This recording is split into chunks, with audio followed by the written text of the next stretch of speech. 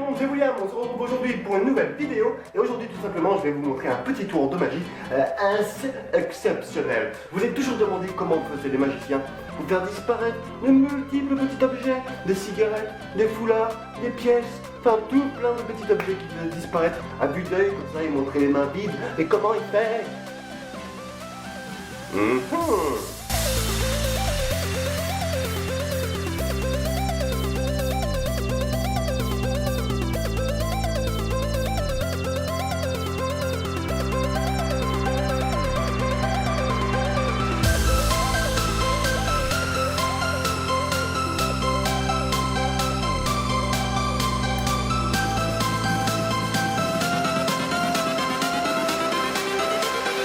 Everything changes.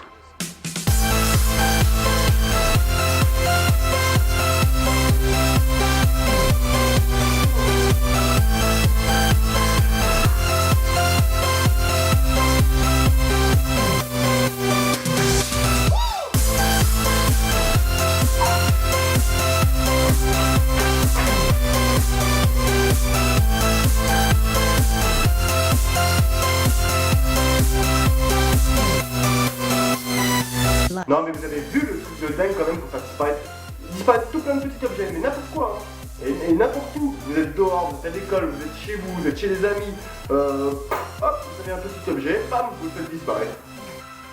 Voilà. Et non mais en plus de ça, c'est avec un objet avec lequel on a tous eu quand on était petit. Vous avez tous eu forcément la petite manette de magie avec le multiples tours de magie à l'intérieur et vous aviez forcément à l'intérieur le fameux faux pouce. Et oui, c'est avec ceci que les magiciens réalisent la base de la disparition des petits objets avec un faux pouce. Mais ce que les gens ne savent pas, c'est la bonne utilisation du faux pouce. Allez, je vous explique tout ça. Alors pour une bonne utilisation du faux pouce, et oui, il y a une bonne et une mauvaise utilisation du faux pouce. Souvent, des fois, je vois quand vous commencez la magie, vous recevez dans votre coffret magie, hop, et dedans il y a un faux pouce, et vous savez pas comment l'utiliser. Oh, c'est bien, on a un faux pouce, on le met dedans, on fait disparaître des trucs dedans, mais ça se voit.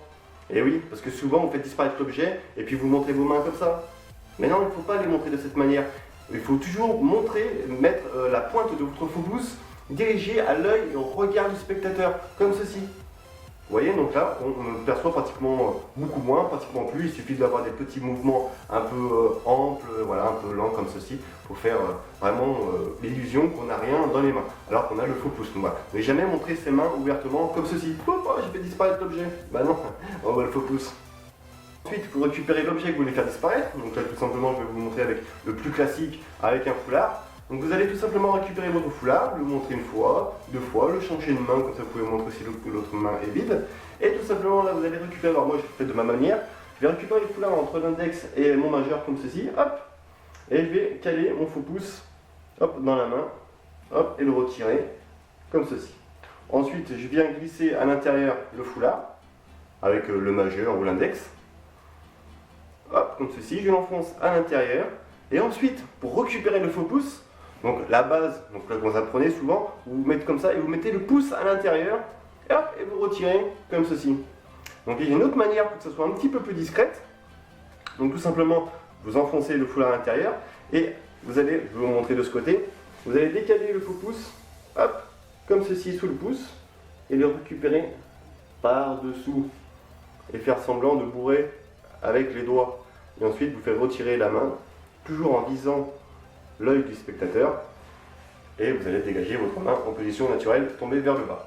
Et ensuite vous faites disparaître votre main. Voilà, vous faites comme j'ai fait dans la démonstration, pour vous débarrasser du faux pouce et pour pouvoir montrer que vos mains sont libres après la disparition de l'objet. Vous allez tout simplement récupérer, je sais pas, quelque chose qui peut faire une baguette magique. Donc moi j'aime bien utiliser les stylos parce que c'est moderne, parce que la baguette magique, on ne voit pas ça tous les jours. Mais un stylo, on l'a souvent dans la poche intérieure, dans les poches, hop, et puis c'est un bon prétexte pour pouvoir ramener notre faux pouce vers notre poche. Donc voilà, donc vous avez fait le bourrage, vous allez récupérer votre faux pouce, vous ramenez votre main vers l'arrière, vous en débarrassez à l'intérieur de votre poche et en même temps vous en profitez pour récupérer votre stylo qui va faire office de baguette. Ensuite, 1, 2, 3, on fait disparaître l'objet.